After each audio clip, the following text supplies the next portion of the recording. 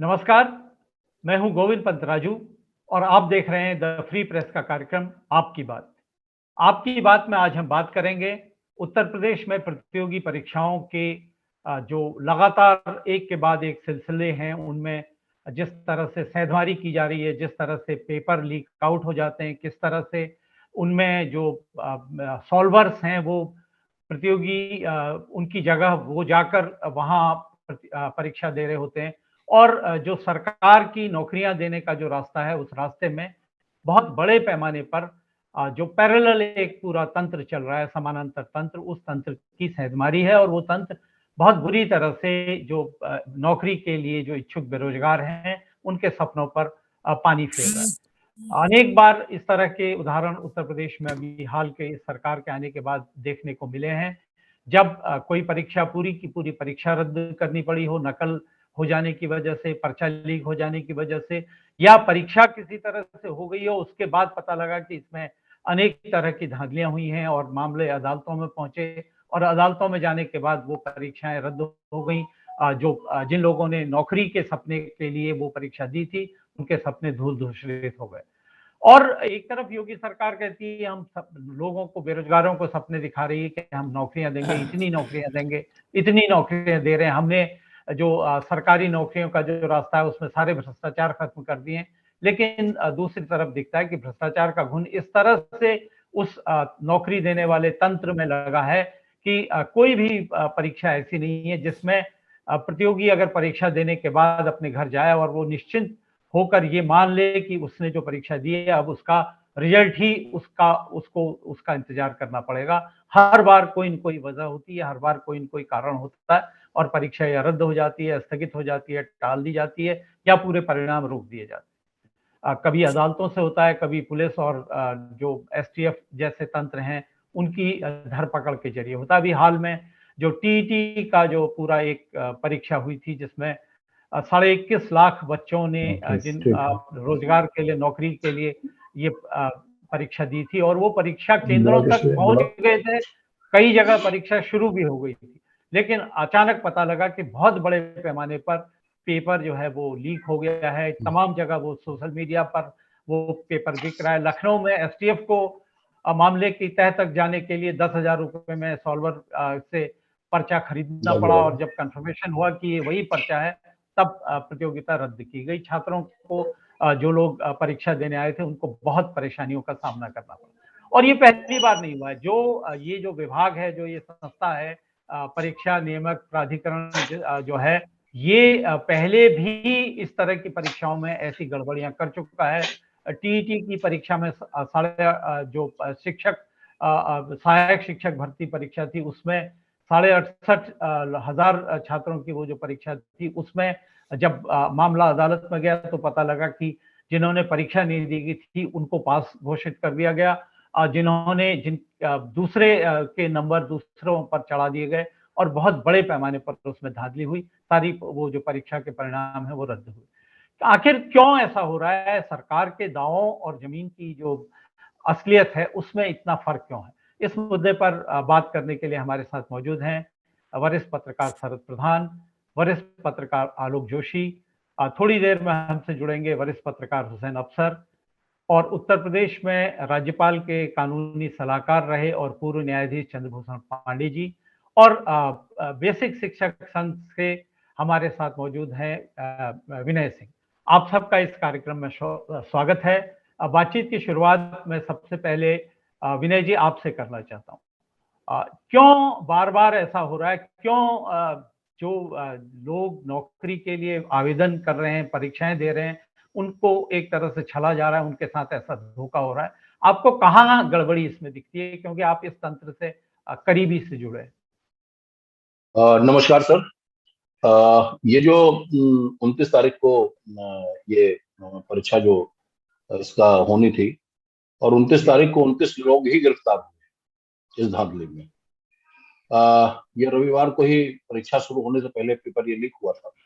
केंद्र पे पर्चा पहुंचने से पहले ही पेपर आउट हो गया था। तो कभी कभी ये बात आती है कि केंद्र के लोग अगर उसमें शामिल हैं तो पर्चा खुलने से पहले पर्चा आउट हो जाता है। तो एक बात ये आती सामने कि चूंकि केंद्र पे पर्चा पहुंचने से पहले ही पर्चा खुला है, इसके मतलब केंद्र का कोई दोष नहीं है। होता क्या है कि जो ये परीक्षा के जो हेड होते हैं, जो सचिव बनाए जाते हैं या परीक्षा नियामक प्राधिकारी होते हैं, क्योंकि एक मामला मैं और आपको बताऊंगा, इससे पहले भी 2018 में जो आप अभी जिक्र कर रहे हैं 68,500 की भर्ती होनी थी, उसमें भी जी सुत्ता सिंह उस समय की इसकी नियामक प्राधिकारी थी। तो देखा जाए जी तो वो भी दोषी नहीं, उनके ऊपर कई तरह की बातें आई, मगर वो भी इसी तरह सस्पेंड हुई। होता क्या है कि ये जो परीक्षाएं जिस एजेंसियों को दी जाती है, अगर उस एजेंसी में, ऐसा नहीं मैं कह रहा हूँ कोई एजेंसी दोषी है, क्योंकि हमेशा परीक्षाएं होती रही हैं, सिविल सर्विसेज से लेकर आज तक बहुत सारी परीक्षाएं हुई हैं, ऐसा मैं नहीं कह रहा हूँ कि इस तरह की एजेंसियां जो दोषी हैं। मगर होता क्या है कि बहुत बड़ी बड़ी एजेंसियां, उसमें कुछ लोग कभी कभी ऐसे चले जाते हैं जिनको पैसे की लालच होता है। और एक बात मैंने और देखी है इसमें, जो भी मैं पढ़ रहा था उसको थोड़ा सा मैंने थोड़ा स्टडी किया, तो मैंने देखा इसमें सचिवालय से भी जो कुछ टेम्परेरी संविदा पर तैनात लोग, उनके फर्जी पासपोर्ट बरामद हुए और ये स्थिति आई है। तो जिस एजेंसी से पेपर छपा, पेपर बहुत कॉन्फिडेंशियली उसकी सीलिंग पैकिंग होती है, वहां से बहुत कॉन्फिडेंशियली इसको सेंटर पे भेजा जाता है। ये बात केवल इसी में नहीं है, ये बात चाहे बोर्ड की परीक्षा हो, चाहे सिविल सर्विसेज की परीक्षा, एक छोटी सी परीक्षा से लेकर बड़ी परीक्षा तक जितना भी पेपर होता है बड़ा टॉप सीक्रेट होता है। किसी को पता नहीं होता है कि किस एजेंसी में पेपर छप रहा है, जी जी क्या उसी को पता होता है जो इसका ठेका देते हैं। किसी को नहीं पता होता, ये कहीं वायरल नहीं होता, किसी शासन प्रशासन के किसी व्यक्ति को नहीं पता होता है। यानी जिसका कार्य होता है ये नियामक प्राधिकारी, इसका बहुत महत्वपूर्ण कार्य होता है। इन्हीं को देखना होता है कि कौन सी एजेंसी के ऊपर आज तक कोई दाग नहीं आया है, किस एजेंसी को काम दिया जाए। उसके बाद एजेंसी में ये हमको, ये हमारा सोचना है, ये हो सकता है कुछ लालची प्रकृति के लोग, भाई हर व्यक्ति को तो हम कोई ऐसा पैमाना नहीं बना जिससे उनको हम तय कर सके कि ये कितना ईमानदार है, कितना इसके अंदर क्या है, ऐसा कोई वो नहीं बना हुआ है। हो सकता है, मैं मान सकता हूँ कोई ऐसा व्यक्ति हो, प्रिंटर पे कोई अधिकारी रहता नहीं, कर्मचारी काम करते हैं, हो सकता है एक आध प्रति दवा ली हो इस लालच में, मगर वो लालच बढ़ती पे बढ़ती चली जाती है। उसने लालच दबाया होगा अपने परिवार के लिए, किसी और के लिए, मगर उसके बाद वो लालच एक पे गई, दूसरे पे गई, तीसरे पे गई, धीरे धीरे वायरल हो गया। तो ये सबसे पहली चीज देखना पड़ेगा कि ये इससे पहले भी हुआ। जैसे आज माननीय योगी आदित्यनाथ जी ने बहुत कड़ा कदम उठाया है, और उन्होंने कहा भी, मैंने इसको मैं पढ़ भी रहा था कि उन्होंने कहा इसके ऊपर गैंगस्टर और रास्ता लगाने की बात है, जो इसमें शामिल हुए हैं उनका पूरे घर की कुर्की डिग्री करने की बात है। हमारा ये कहना है कि अगर यही इतना सख्त एक्शन अगर ये पहले ले लिया हो, जब इससे पहले 68,500 में या कई परीक्षाओं में ये चीजें हुई, जितना बोल्ड एक्शन अब इन्होंने लिया है, अगर यही एक्शन पहले ले लिया गया होता तो शायद ये स्थिति अब ना आती। लोग डरते। देखिए इसमें होता क्या, एक डर पैदा हो, जब आदमी को डर पैदा होगा कि अगर मैं पकड़ा जी गया इसमें तो मेरे जी घर तक खुदवा दिया जाएगा, जितना बनाया वो सब बर्बाद कर दिया जाएगा। इन परिस्थिति में जो आज बिल्कुल एक्शन लिया, मैं कहता हूँ एक्शन सही है। बहुत सारे बिल्कुल बच्चों के साथ बिल्कुल खिलवाड़ हुआ है, वो बेचारे कितनी दूर से आए, उन्होंने तैयारी की, आखिर में कई जगह मैंने ये देखा है कि बगैर शिक्षक, बिल्कुल सही बगैर बात बच्चों है। को बताए हुए इस उनसे छीन लिया गया है। माम- इस मामले में तो ये तक हमने देखा है कि जो अभी जो हुआ है। जी जी जी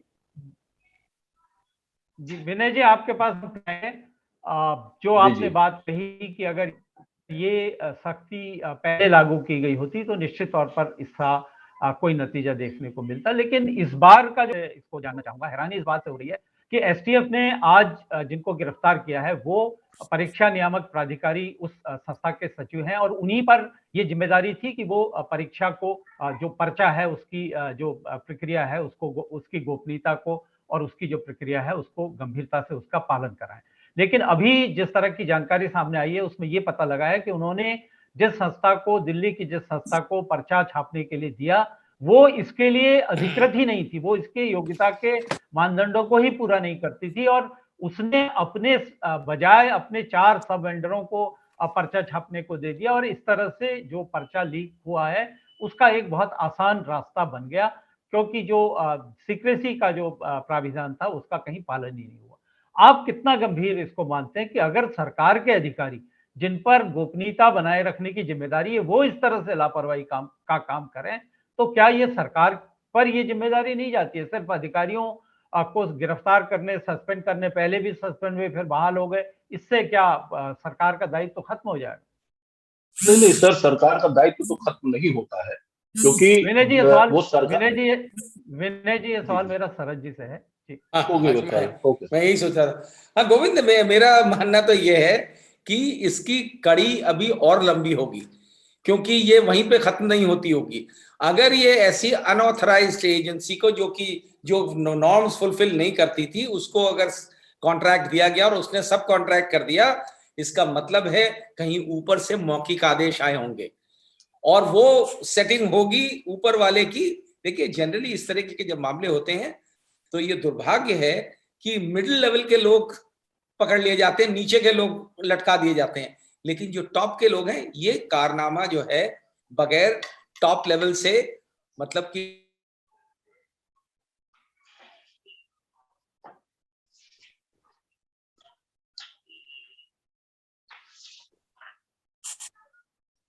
के निकल जाते हैं। क्योंकि उत्तर प्रदेश में ये बहुत होता है कि रूल्स रिक्रूटमेंट में टेलर मेड रूल्स बनाए जाते हैं, कॉन्ट्रैक्ट में टेलर रूल आजकल यही हो रहा है।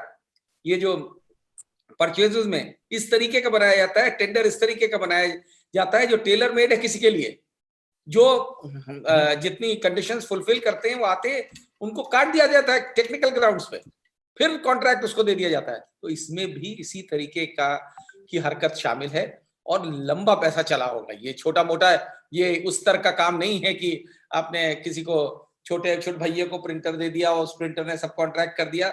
ये साफ साफ दिखता है।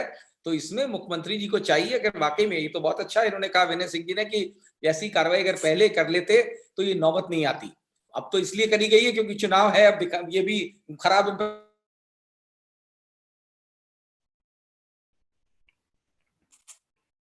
जी।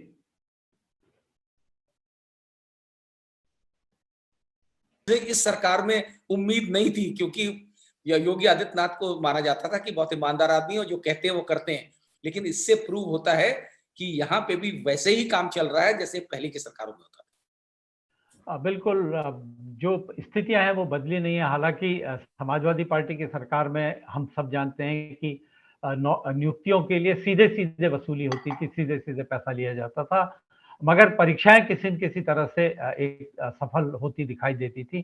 टीईटी का मामला थोड़ा अलग था, बाकी अन्य मामलों में कई भर्तियां ऐसी थी जिनमें निचले स्तर पर गोविंद वहां उसमें तो पीसीएस की भर्ती में गड़बड़ हुई थी। पीसीएस की भर्ती में 58 लोग सिलेक्ट हुए थे, उनमें से 52 एक ही जाति के थे। पीसीएस जो सब पब्लिक सर्विस कमीशन है जिसकी एक सैंक्टिटी रही है हमेशा, एक वहां का चेयरमैन इन्वॉल्व था। तो उनके खिलाफ मामला भी चल रहा था। जी हाँ, वो मामला अभी तक लंबित है, वो जांच अभी चल रही है।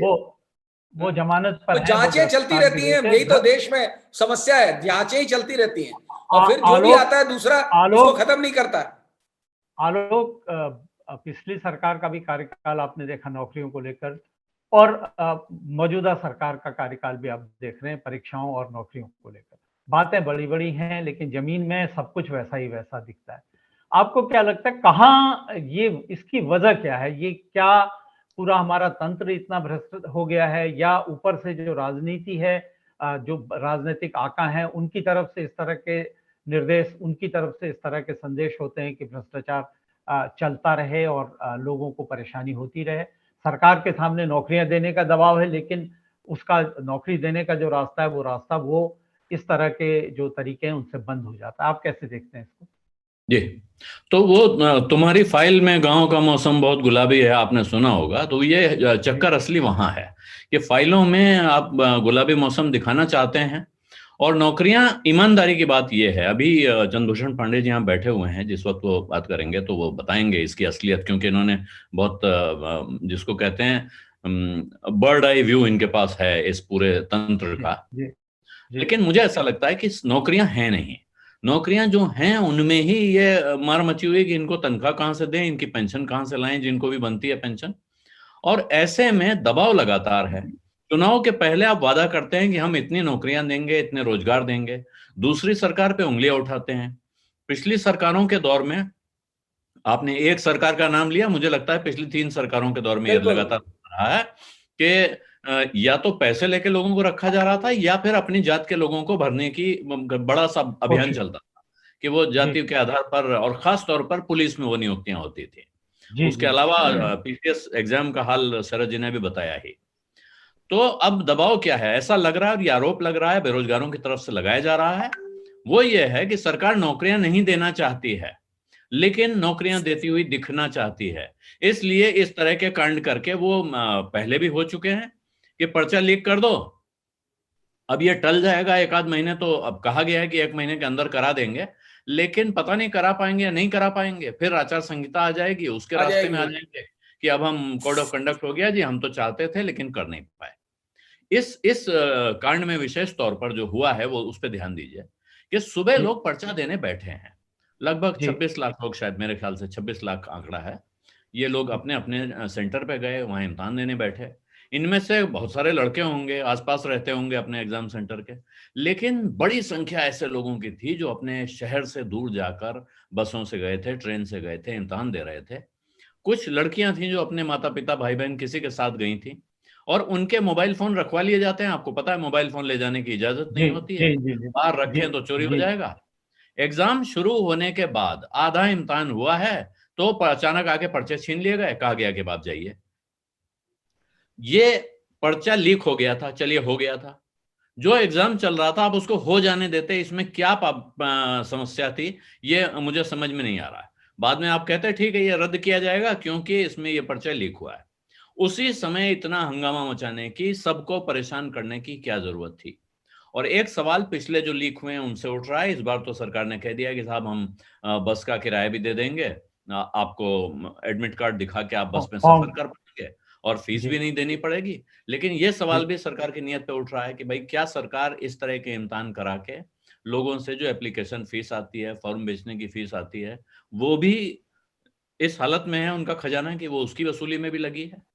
फिर जो अभी उसका आखिरी जो कांड है इस मामले में, जो मुख्यमंत्री का जी ऐलान है कि मैं घर गिरवा दूंगा, बुलडोजर चलवा दूंगा, ये मेरे हिसाब से किसी व्यवस्था, किसी तंत्र का ऐलान नहीं है। ये एक एकाधिकारवादी मनुष्य का, जो तानाशाही में यकीन रखता है, उसका ऐलान है। आप किस कानून के तहत किसी का घर गिरवा देंगे? जब आपका मन करता है आप कहते हैं मैं उसके घर बुलडोजर चलवा दूंगा। और ये प्रवृत्ति आगे बढ़ेगी तो कल को हमारे आपके घर भी बुलडोजर चलने लगेंगे और उस समय भी ताली पीटने वाले बहुत सारे लोग खड़े हो जाएंगे। आप अपने उस मंत्री के घर क्यों नहीं बुलडोजर चलवा रहे हैं जिसकी जिम्मेदारी थी इस इम्तिहान को सकुशल करवाने की, और वो नाकाम हुआ अपने अपने काम में? मैं तो बहुत साफ सही। बिल्कुल वो जिम्मेदार आदमी साफ दिख रहा है आपको। आप शिक्षा बिल्कुल विभाग के या इस इम्तिहान के जिम्मेदार जो सरकारी अफसर हैं उनको निलंबित करिए, उनको जेल में डालिए। 2 दिन में सामने आ जाएगा कि कहां से कैसे लीक हुआ है। बिहार जी और यूपी का सॉल्वर गैंग मिलकर यह पर्चा लीक करा रहा था, ये खबर आ रही है। जी इतने बड़े बड़े गैंग चल रहे हैं। ये इम्तिहान आज से थोड़े हो रहे हैं, वर्षों से इम्तिहान हो रहे हैं इस देश में, और इम्तिहान सकुशल होते थे। समाजवादी पार्टी के समय में आपको याद होगा कि साहब नकल का बड़ा भारी एक उद्योग चलता था, उस पर जी रोक लगाई गई। एक समय नकल की छूट दे दी गई थी, फिर कहा गया अब हम नकल पे रोक लगा रहे हैं। लेकिन आज की तारीख में आप ये जो रास्ता है, और ये रास्ता कहां जा रहा है? एक नेशनल टेस्टिंग अथॉरिटी बनाने का ऐलान हुआ है पिछले साल बजट में, अगर आपको याद हो, जी कि जी पूरे जी देश में जो टेस्ट होंगे उनके लिए एक अथॉरिटी बनेगी। ये अथॉरिटी क्या करेगी? ये खुद कुछ नहीं करेगी। फिर प्राइवेट सेक्टर की कोई बड़ी कंपनी आएगी जो उस टेस्टिंग अथॉरिटी से ठेका लेगी और वो देश भर में टेस्ट कराएगी। आज भी all India engineering entrance exam होता है, AIEEE जिसको कहते हैं, या जी जी JEE होता है IIT का, वो एजेंसियां तो मौजूद हैं। आप वो एजेंसियां ऑनलाइन इम्तिहान ले रही हैं। अब आपको ये पर्चा लाने ले जाने, किस दुनिया में जी रहे हैं आप? इसका अर्थ है कि ये सरकार टैक्स सेवी नहीं है, इनको इस बात का अंदाजा नहीं है कि दुनिया कहां पहुंच गई है। इससे पहले भी IIT में होता था कि 4 सेट आते थे एग्जाम पेपर के, और जी उनमें से जी कौन सा सेट खोला जाना है, ये आपको बिल्कुल अंतिम समय पर प्रिंसिपल को बताया जाता था कि आखिरी किस नंबर का सेट खुलेगा और वो सेट बांटा जाएगा।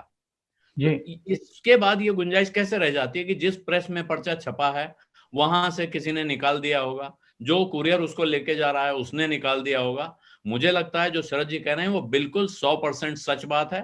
इसमें ये छोटे मोटे जो 24-26 लोग पकड़े गए इनसे कुछ नहीं होने वाला है, इनसे कुछ हासिल नहीं होगा। ये तार आपको वहां से पकड़ना पड़ेगा जो आदमी इस एग्जाम के लिए सर्वोच्च स्तर पर जिम्मेदार जिम्मेदार है। आप जब वहां से बिल्कुल पकड़ेंगे तो उसके नीचे के लोग अपने आप पकड़ में आएंगे। बिल्कुल। बिल्कुल, बिल्कुल। और जो इस पूरे मामले में जैसे आपने कहा कि पर्चा सिर्फ़ इकलौता बना था, क्योंकि हमारी जो जानकारी अब हमें मिली है, उसमें अब सरकार इस बात पर विचार कर रही है कि अगली जो परीक्षा होगी, उसमें पर्चे कई सेटों में बनाए जाएँगे ताकि ऐसी संभावना रोकी जाए। यानी कि अभी सरकार जो इस मामले में जो सतर्कता ज़रूरी बरती जानी चाहिए थी, जो नॉर्मल बोर्ड की परीक्षाओं में भी 2 सेट या 3 सेट में पर्चे बनते हैं, टीईटी में वो नहीं बरते गए, जबकि इसकी जरूरत थी। जिस तरह से लगातार नकल सिंडिकेट काम कर रहा है, उसको रोकने के लिए भी इसकी जरूरत थी। फिलहाल जो आपने मुख्यमंत्री के घर गिराने वाली बात कही, जो सॉल्वर गिरोह के जो पिछले मामलों में कुछ 2 लोग जो इलाहाबाद में गिरफ्तार हुए हैं, उनके जो संपत्ति है वो कई करोड़ की संपत्ति, वो कुर्क कर ली गई है, ये हमारी जानकारी में आया है। इस तरह से जो नकल माफिया है उसके खिलाफ ये पहली कार्रवाई है। लेकिन बात फिर वही आती है कि नीचे से ऊपर देखने के बजाय ऊपर से नीचे को जब तक नहीं देखा जाएगा तब तक इस तरह की चीजों को रोका नहीं जा सकता। सीबी पांडे साहब, आप राज्यपाल के न्यायिक सलाहकार भी रहे, आप न्यायविद भी रहे हैं, और आपने इस तरह के मामलों को पूरी उनकी जो सूक्ष्मता से इस तरह के मामलों को देखा है। आप कैसे देखते हैं, कैसे इसको रोका जा सकता है, और क्या ये सिर्फ जो सरकार बदल जाने से, पार्टी बदल जाने से इसको किसी तरह से रोका जा सकता है, या इसके लिए कोई बड़ी योजना की जरूरत है? देखिए पंजी, ये जो पब्लिक एम्प्लॉयमेंट है ना, ये एक बहुत ही महत्वपूर्ण सरकार के कामों में से है, और इसीलिए देखिए संविधान में भी इसकी व्यवस्था की गई है। पब्लिक सर्विस कमीशन बनाए गए हैं संविधान में। पब्लिक एम्प्लॉयमेंट के महत्ता को के कारण ही तो एक कॉन्स्टिट्यूशनल बॉडी बनाई गई ना। कॉन्स्टिट्यूशनल बॉडी के रूप में पब्लिक सर्विस कमीशन बनाया गया। उसी तरह से राज्यों में जो डिफरेंट लेवल के एग्जामिनेशन है, सबऑर्डिनेट कमीशन, सर्विसेज कमीशन बनाए गए, फिर एजुकेशनल बोर्ड बनाए गए, बहुत सारे एक तो कुछ संवैधानिक, कुछ कानूनी संस्थाएं बनाई गई हैं जिनका यही इन लोगों को, योग्य लोगों को बिना किसी भेदभाव के लोगों का सिलेक्ट करें और उनको पब्लिक एम्प्लॉयमेंट में लगाया जाए, चाहे जिस तरह के नेचर। अब इतने महत्वपूर्ण काम में इसको देखिए, जितना महत्वपूर्ण काम है उसी स्तर के उस महत्वपूर्ण काम में सावधानी बरतने की जरूरत है। आखिर में जब पब्लिक एम्प्लॉयमेंट का इतनी बड़ी जिम्मेदारी अगर संविधान ने, कानून ने दिया है, तो ये गड़बड़ी क्यों हो जा रही? और ये गड़बड़ी पहली बार नहीं हो रही। उत्तर प्रदेश के इतिहास में तो कई बार इस तरह से पर्चा लीक होने के घटनाएं सामने आई हैं। तो उससे सीखा क्या गया? जितने बार भी अगर पर्चा लीक हुआ, लेकिन उसके बाद 2-4 लोग पकड़े गए, लेकिन उस इंस्टीट्यूशन जो आपने बनाया या जिन लोगों को आपने फिर उन्हें एग्जामिनेशन कराने की जिम्मेदारी दी, एक जगह भी कर दिया, तो उससे आपने सबक तो कुछ लिया नहीं, और न उस इंस्टीट्यूशन को आपने स्ट्रेंथन किया। तो पब्लिक एम्प्लॉयमेंट में ये जो काम हो रहा है, इसका कारण ये है कि बार बार जो भ्रष्टाचार हो रहा है, तो इसका स्पष्ट यही लगता है कि सबको पता है कि पब्लिक एम्प्लॉय नौकरी कितनी अब इसमें मूल्यवान हो गई। छोटी से छोटी नौकरी के लिए भी 20 लाख 25 लाख रुपया घूस आसानी से, क्लास 4 का आपका आश्चर्य होगा, क्लास 4 के लिए 20 लाख रुपया हो रहा है। इन नौकरियों के लिए जो अध्यापकों की नौकरी तक लोग घूस दे रहे हैं, तो क्योंकि नौकरियां हैं नहीं, और जब नौकरियां हैं तो लिमिटेड नौकरियां हैं, और जानते हैं पब्लिक एम्प्लॉयमेंट केवल नौकरी नहीं होती, स्टेटस होता है। उसे एक छोटी सी भी नौकरी मिल जाए तो उसके साथ एक स्टेटस जुड़ जाता है, आपकी पहचान हो जाती है, सरकारी नौकरी, उसके लिए एक प्रोटेक्शन, वो सिर्फ प्रोटेक्शन होता है, सर्विस का प्रोटेक्शन होता है। और अभी एक डाटा आया कि इसमें जितनी बड़ी बड़ी नौकरियां, कोरोना के नाते लोगों ने बड़ी बड़ी नौकरियां छोड़ के इन्होंने तय अब ये जा रहे हैं कि भाई ऐसी नौकरी करो जहाँ की कम से कम सिक्योरिटी हो, जॉब सिक्योरिटी हो, और वो जॉब सिक्योरिटी गवर्नमेंट सर्विस में मिल जाती है। तो इस समय तो जॉब, इसमें इंजीनियरिंग की छोड़ छोड़ के लोग इस तरह की नौकरियां कर रहे हैं ताकि इसमें जॉब सिक्योरिटी रहेगी, पेंशन रहेगा, तमाम सुविधाएं होंगी। तो जब इतना ज्यादा स्टेक है और इसके ज्यादा इतनी इसकी महत्ता है, तो उस हिसाब से क्या आप इंस्टीट्यूशन नहीं डेवलप कर सकते? और अगर नहीं दे रहे तो इसका रीजन साफ कि इस पब्लिक एम्प्लॉयमेंट में जैसे ही कहीं एडवर्टीजमेंट हो रहा है, उसमें नीचे से ऊपर तक लोग कमाने के स्रोत खोजने लगे। और ये इसमें मान के चलिए कि इसमें ऊपर से लेकर टॉप बॉसेस से लेकर, क्या पॉलिटिशियन तो रहते ही हैं, पॉलिटिशियन तो कोई ऐसा भ्रष्टाचार का काम नहीं है जिसमें उनका हाथ ना हो, तो मान के चलिए ये प्रिजम्पशन है जी। अब मैं तो आपको पता है लॉ का प्रिजम्पशन हो गया कि जिस काम में पैसा है वहाँ पॉलिटिशियन का हाथ जरूर हो, तो वो तो एक उनका होता, और उनको सहयोग देने के लिए ये लोग मिल जाते हैं अधिकारी, और अधिकारियों के भी कभी अच्छा खासा पैसा मिल जाता है। सब ये जानते हैं, कभी चोर ये नहीं समझता है, आज तक दुनिया जब से सृष्टि बनी है कि चोर ये नहीं समझता है कि हम चोरी करने जा रहे हैं तो पकड़ लिए जाएंगे। तो ये सोचता है कि हमारे पास भगवान की कृपा है, चोरी कर रहे पकड़े नहीं जाएंगे, तभी तो चोरी करते हैं। ये सब नेता और अधिकारी समझते हैं कि ऐसे इस बार हम पकड़े नहीं जाएंगे। बिल्कुल। तो इस तरह से लोगों के लाइफ के साथ, ट्यूशन के साथ, सिस्टम के साथ मजाक किया जा रहा है। अभी अभी अगर इसी में आप बुलडोजर गिरा के 10 लोग, ये योगी जी ने बड़ा वो ये भी मैं कहूँगा जुमला टाइप का फेंक दिया, और 10-5 लोगों को बुलडोजर दिखाएंगे बड़ी बड़ी शक्ति की।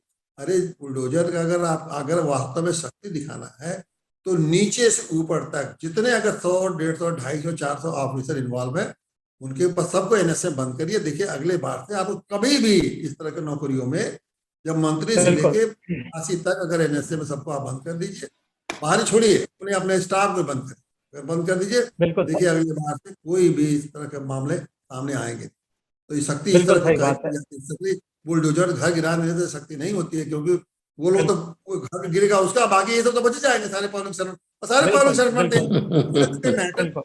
हमेशा पब्लिक सर्वेंट और नेता तो कभी कितने आते ही नहीं। तो नेताजी तो आएंगे नहीं, बड़े बड़े टॉप ब्रॉसेस भी नहीं आएंगे, और ये जो सालवर वालों टाइप के 2-4-10-20 पकड़ के अपना मामला हर्षप। जी विनय जी, जैसा पांडे जी ने कहा कि सरकार को बहुत गंभीरता से इस चीज को ठीक करने की कोशिश करनी चाहिए, सख्त कदम उठाने चाहिए। शिक्षा विभाग में हम देखें हाल के वर्षों में तमाम तरह के भ्रष्टाचार के मामले सामने आए हैं, नियुक्तियों को लेकर, परीक्षाओं को लेकर तमाम बड़े कई अधिकारी गिरफ्तार हुए हैं। शिक्षा निदेशक एक संजय मोहन जैसे लोग भी थे, कई लोगों के खिलाफ कार्रवाई भी हुई है। लेकिन फिर भी जो सबको शिक्षित करने वाला जो विभाग है, वहीं सबसे ज्यादा हमको गड़बड़ियां दिख रही हैं। एक संघ के नेता के तौर पर आप इससे कितना चिंतित हैं, और आप इसको ठीक इसको किया जा सके, इसके लिए क्या आपके पास सुझाव? देखिए सर, पांडे जी ने तो भी बहुत क्लियर बात बताई। एक बात उन्होंने बताई, इस बात को थोड़ा सा हम काटेंगे भी, कि आपने सरकारी नौकरी के साथ एक शब्द लिया कि क्योंकि सरकारी सेवा में पेंशन है। सर आपको बताना चाहूंगा 1 अप्रैल 2005 में पेंशन खत्म सेट कर दिया गया है। कल भी बहुत बड़ा लाखों लोग लखनऊ में धरने पे रहे हैं, पूरा जाम था। उससे पहले अटेवा का धरना 25 तारीख में खुद उसमें था, उसमें भी तमाम लोग थे। तो पेंशन नहीं है। अब आदमी सरकारी के चक्कर के बजाय, मेरा खुद बेटा है, वो कहता पापा सरकारी में तो लिमिटेड, आप बेईमानी नहीं, क्यों मैं भी बेईमानी नहीं कर पाऊंगा। वो इंजीनियर, वो प्राइवेट की ओर भाग रहा है। तो ऐसा नहीं, मगर हाँ ये है कि संख्या बहुत ज्यादा है, सर्विस मिल नहीं रही है। कितने क्वालिफाइड लोग, उनको सर्विस नहीं मिल रही है। जहां तक आपने बात कही कि इसको कैसे वो किया जाए, तो ये बात तो आप लोग की डिबेट, आप लोग की बातें सुन के बात तो क्लियर है। वो तो मैंने बात रखी थी कि कैसे कैसे कहां तक के लोग शामिल हो सकते हैं। कोई भी तंत्र अगर इस तरह का इतना बड़ा, क्योंकि जो रैकेट पकड़ा गया लखनऊ, प्रयागराज, शामली, अयोध्या, कौशाम्बी, कहां से लोग पकड़े गए। और आपने देखा होगा 90%, हाँ 90% तो यही होता है कि जो मेन होते हैं वो हमेशा बच जाते हैं। हमेशा जो छोटी मछली होती है वही पकड़ में आती है, कभी बड़ी मछली पकड़ में नहीं आती। ये 90 के 95% आप देख ले उठा के, यही स्थिति होती है। ये बात सही है कि अगर इस तंत्र को सही करना है तो ऐसे व्यक्तियों को इसमें लाना पड़ेगा, ऐसा ऊपर से नीचे का सिस्टम बनाना पड़ेगा, और इतनी कड़ी कार्रवाई रखी जाएगी उस सिस्टम को चलाने से पहले कि अगर ये कुछ होता है गड़बड़ तो इसके बाद क्या क्या कार्रवाई होगी, उसके सब जिम्मेदार आप खुद होंगे। अगर ये डर पहले से पैदा हो, ये डर इनके अंदर पहले से पैदा, जैसा आपने बताया पांडे जी ने, कह रहे वो तो मालूम है कि हम फंसेंगे नहीं। ये बात सही है कि वो कहते हैं कि हम बेईमानी कर रहे हैं, कोई इस वजह से बेईमानी नहीं करता कि हम बेईमानी करने के बाद हम जाके फंसेंगे। हर व्यक्ति बहुत चालू होता है, इसलिए चालबाजी करता है कि मैं तो पार हो जाऊंगा।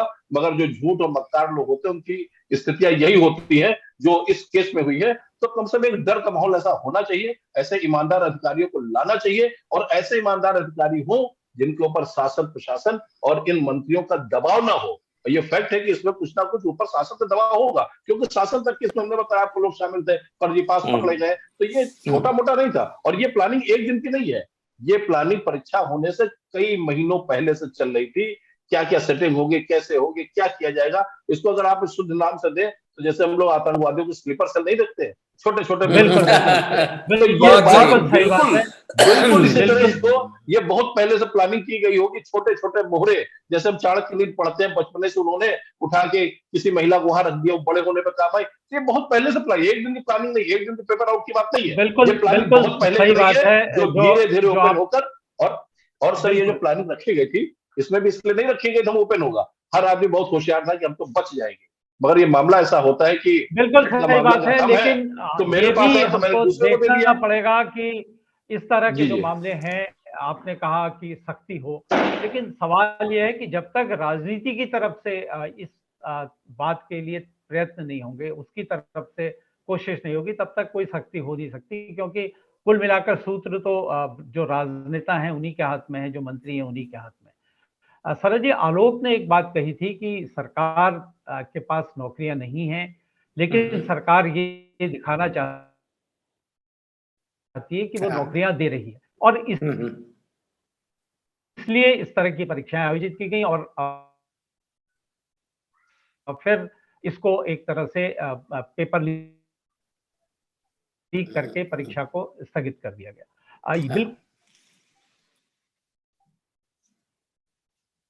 बिल्कुल समाजवादी पार्टी के नेता सरकार के नौकरियां देना ही नहीं चाहती, इसलिए उसने ऐसा किया, और सरकार ने ही ये पर्चा अपने आप लीक करवाया। आपको क्या लगता है? देखिए, इस बात में दम है, आलोक ने जो बात कही है उस बात में बिल्कुल दम है, क्योंकि ये आज की स्थिति जो है, क्योंकि इलेक्शन पास में है, कोई भी स्टेप गवर्नमेंट ले रही है वो इलेक्शन को मद्देनजर रखते हुए रख रही है, क्योंकि किसी भी सूरत में उन्हें चुनाव जीतना है। तो ऐसा इंप्रेशन अगर जाएगा कि जो नौकरियां दे नहीं पाए हैं और क्लेम करते रहे हैं, उसको प्रूव करने के लिए, जो झूठ को सच प्रूव करने के लिए हो सकता है इस तरीके से करी जाए, और मिली भगत होकर के, ये कोई मुझे ऐसी चीज नहीं दिखती है जो मुमकिन नहीं है। यहाँ पे सब कुछ मुमकिन है, और हमेशा इस तरह के रैकेट्स होते रहे हैं, और जब हाईएस्ट लेवल पे इन्वॉल्व होता है कोई रैकेट, तो कुछ भी का मतलब है कुछ भी किया जा सकता है। तो ये अपने बचाव में इस तरह की चीज कर सकते हैं, जो बड़े आराम से उससे निकल लेंगे कि साहब क्या कर, देखिए हम तो कर ही रहते, हम तो आचार संहिता लग गई। तो ये प्लानिंग के तहत भी होती हैं इस तरह की चीजें, तो इसको नजरअंदाज नहीं किया जा सकता है।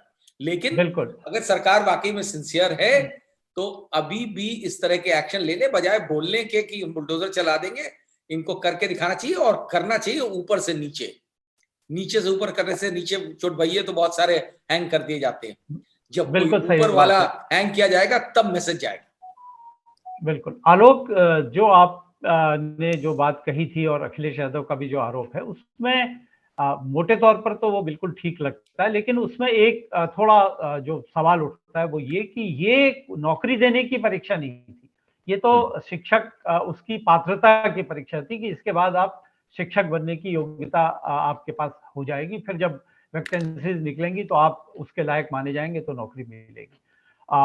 फिर भी इस तरह का जो आरोप है, आपको लगता है कि सरकार को इस आरोप की सफाई देने की जरूरत है? मुझे क्योंकि लगता है मामला बिल्कुल चुनाव के जरूरत है। नजदीक है। इसमें सरकार को हर तरह से सफाई देने की जरूरत है, क्योंकि सफाई और कौन देगा? सरकार जिम्मेदार है, तो जी सफाई जिम्मेदार आदमी देता है। उनको ही तो ये बताना है कि आप इस परीक्षा में जिस अंदाज में पर्चा लीक हुआ है, जो बात अभी पहले कही गई, पर्चा यूं लीक होता है। पहले क्या होता है, छोटा मोटा खेल करता है कोई आदमी, एक आध लोगों से पैसा लेके एक आध लोगों को देता है। जैसे जैसे लालच और हिम्मत दोनों बढ़ती जाती है, तो वो परिमाण हासिल कर लेता है कि पूरे प्रदेश में जगह जगह पर्चा लीक हो रहा है, बढ़ रहा है। यहाँ लखनऊ में मुख्यमंत्री के घर से 9 किलोमीटर दूर मुंशी पुलिया में पर्चा मट रहा था, मेरठ में पकड़ा गया, मेरठ से फ्लैग किया गया। इसका मतलब है कि बड़ा भारी एक खेल चल पड़ा था।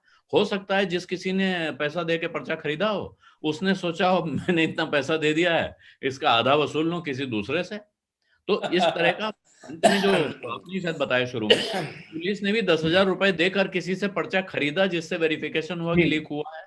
तो ये जी इसके लिए कौन जिम्मेदार है? और सरकार पर यह सवाल उठ रहा है, जब पात्र ही नहीं होंगे, यूपी टीईटी अगर एलिजिबिलिटी एग्जाम है, तो इसके बाद टीचरों की वैकेंसी, लोग अब टेट दे के बैठ जाएंगे, कहेंगे भाई हमने तो एग्जाम दे दिया, अब हमें नौकरी दो, नौकरियां लाओ। जब आप ये इम्तिहान ही नहीं कराएंगे तो लोग पात्रता लेकर ही नहीं बैठेंगे। इस समय वो इसी उलझन में रहेंगे अगले महीने 2 महीने कि भाई अब हमारा टीईटी क्लियर हुआ कि नहीं हुआ, तो वो नौकरी किससे मांगने जाएंगे? नौकरी मांगने का सवाल इसके बाद खड़ा होता, इसलिए आप इसी लेवल पर फंसा दो। तो इसलिए ये शक की सुई बन रही है, वो बन रही है पूरी तरह से, दोनों तरफ से। लीक कैसे हुआ, इसके लिए कौन जिम्मेदार है? और अब वो जमाना नहीं रहा। लेकिन अगर आप इतने बड़े संकेत दिखाते हैं कि लोगों के घर गिरवा देंगे, तो आपको अपने यहाँ के जिम्मेदार मंत्री अफसरों को बर्खास्त करके उनको उनका सजा देके जेल में डाल के मुकदमा करके दिखाना चाहिए। वरना सवाल हो सकता है, अपोजिशन का काम है सवाल उठाना। बिल्कुल आप अपोजिशन में थे तो आप सवाल उठाते थे, आज दूसरा है वो उठा रहा है।